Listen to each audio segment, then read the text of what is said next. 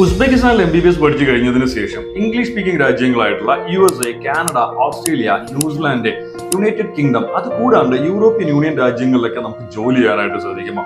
ഉറപ്പായിട്ടും സാധിക്കും. പക്ഷേ നമ്മൾ പഠിക്കുന്ന യൂണിവേഴ്സിറ്റിക്ക് WFMന്റെ അപ്രൂവൽ ഉണ്ടായിരിക്കണം. ഒരുപാട് സ്റ്റുഡൻസിനുള്ള വലിയൊരു ഡൗട്ടാണ്, നമുക്ക് വേണ്ടത് WFMന്റെ അപ്രൂവൽ ആണോ ECFMGയുടെ അപ്രൂവൽ ആണോ എന്നത്. ECFMG എന്ന് പറയുന്നത് അമേരിക്കയുടെ എക്സാമിനേഷൻ ആയിട്ടുള്ള യുണൈറ്റഡ് സ്റ്റേറ്റ്സ് മെഡിക്കൽ ലൈസൻസിങ് എക്സാമിനേഷന് അപ്രൂവൽ കൊടുക്കുന്ന ഏജൻസി മാത്രമാണ്.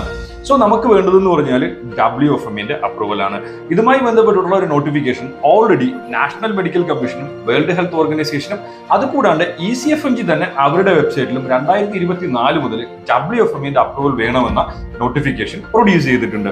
സോ കറന്റ്ലി ഉസ്ബെക്കിസ്ഥാനിലെ WFMന്റെ അപ്രൂവൽ അവൈലബിൾ ആയിട്ടുള്ള Samarkand state medical university, Fergana medical institute of public health, Tashkent paediatric institute. So ഇതിൽ ഏതെങ്കിലും കോളേജിൽ പഠിക്കും, നിങ്ങളുടെ ഭാവി സുരക്ഷിതമാക്കും, ഏജൻറ്റ്സ് പറയുന്ന ചതിക്കുഴികളിൽ വീഴാതിരിക്കും.